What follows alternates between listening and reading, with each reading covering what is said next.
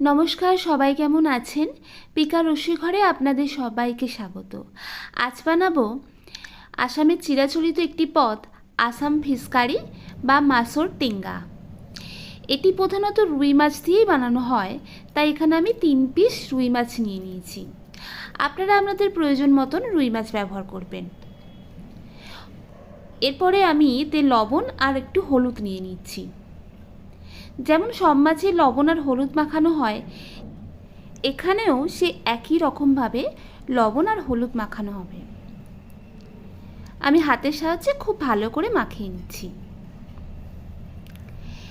বলে রাখি, এই মাছটি রান্না করতে কিন্তু খুব সামান্য পরিমাণেই মশলার প্রয়োজন, আর খেতে অসম্ভব সুন্দর হয়।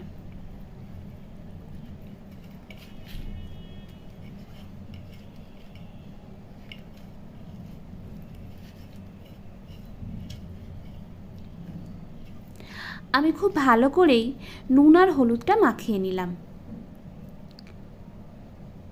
এরপরে একটি পাত্রে সর্ষের তেল দিয়ে আমি নুন হলুদ মাখানো মাছগুলিকে খুব ভালো করে ভেজে নেব।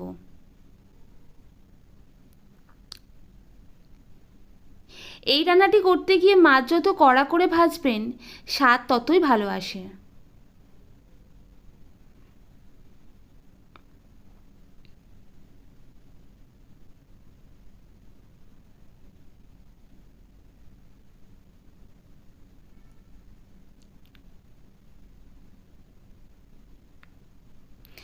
আমি মাছটিকে বেশ উল্টে পাল্টে লাল করে ভেজে নেব। দেখুন মাছটি কীরকম লাল করে ভাজা হয়ে গেছে। এরপর আমি আস্তে আস্তে মাছগুলোকে অন্য পাত্রে তুলে নেব। আমি খুব ভালো করে আপনাদেরকে দেখিয়ে দিচ্ছি ঠিক কতটা আমি ভেজেছি। এরপরে ওই পাত্রে আমি লম্বা লম্বা করে কেটে রাখা কয়েক পিস আলু ভেজে নিচ্ছি। আলুটাও আপনারা আপনাদের প্রয়োজন মতন ভাজবেন। আমি এখানে একটা বড় আলু ভেজে নিচ্ছি। আপনারা যেরকম আলু খান সেই রকমই আলু ভাজবেন। আলুটাও বেশ লাল লাল করে ভাজা হয়ে গেলে আমি অন্য পাত্রে আলুগুলোকে তুলে নেব।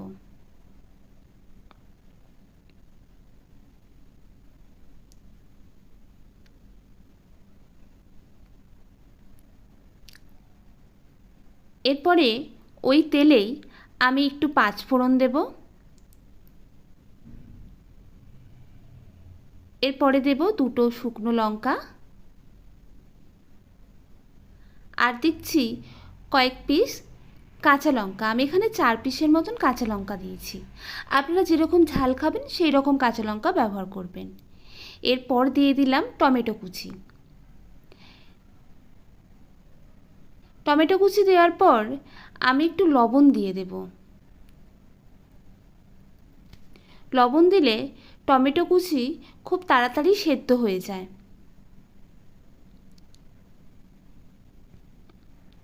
এরপরে খুন্তির সাহায্যে খুব ভালো করে আমি তেলের সাথে এগুলো ভেজে নেব।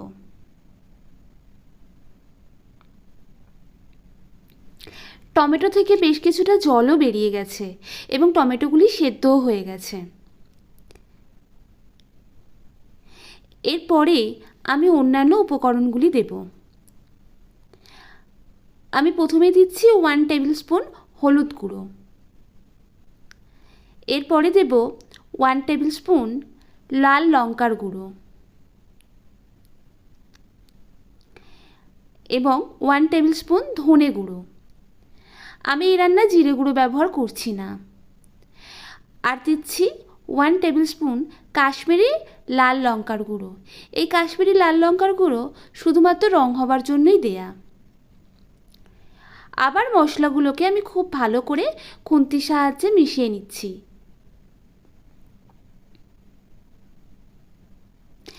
মশলাগুলো থেকে বেশ ভালো রকম তেল ছেড়ে গেছে, আর এই তেল ছেড়ে গেলেই বুঝে যেতে হবে মশলাগুলো খুব ভালো করে কুক হয়ে গেছে। এই তেল ছেড়ে যাওয়া মশলাতে আমি এরপর দিয়ে দেব আগে থেকে ভেজে রাখা আলুগুলি। আলুগুলিকে আমি আবার খুন্তির সাহায্যে খুব ভালো করে মশলার সাথে মিশিয়ে দেব।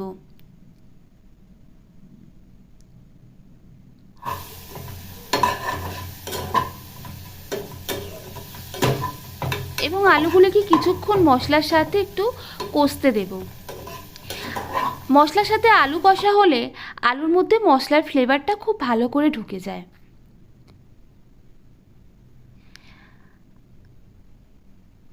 আলু কষা হয়ে যেতে আমি দিয়ে দিচ্ছি বেশ কিছুটা জল। আমি একটু বেশি পরিমাণে জল ব্যবহার করছি, আপনারাও তাই করবেন এবং ঠান্ডা জলই ব্যবহার করবেন। জল দিয়ে আলুগুলি এই জলেতে সেদ্ধ হতে দেব।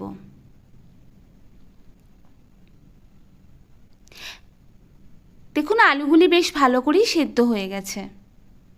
আমি একটু খুন্তির সাহায্যে দেখিয়ে দেব আলুগুলি কীরকম সেদ্ধ হয়েছে। আমি একটা আলু কেটে আপনাদেরকে দেখিয়ে দিচ্ছি।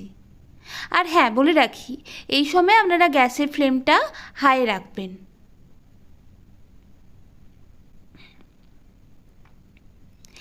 এরপরে দিয়ে দিচ্ছি আমি আগে থেকে ভেজে রাখা মাছের পিসগুলি। এই মাছের পিসগুলি দিয়ে মোটামুটি 5 মিনিটের মতন সেদ্ধ হতে দিলেই রান্না মোটামুটি কমপ্লিট হয়ে যাবে।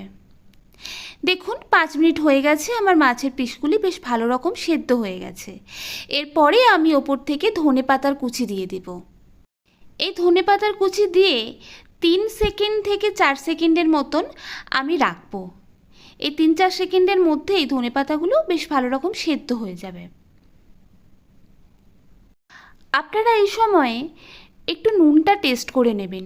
যদি প্রয়োজন হয় তাহলে অবশ্যই আপনারা নুন দেবেন।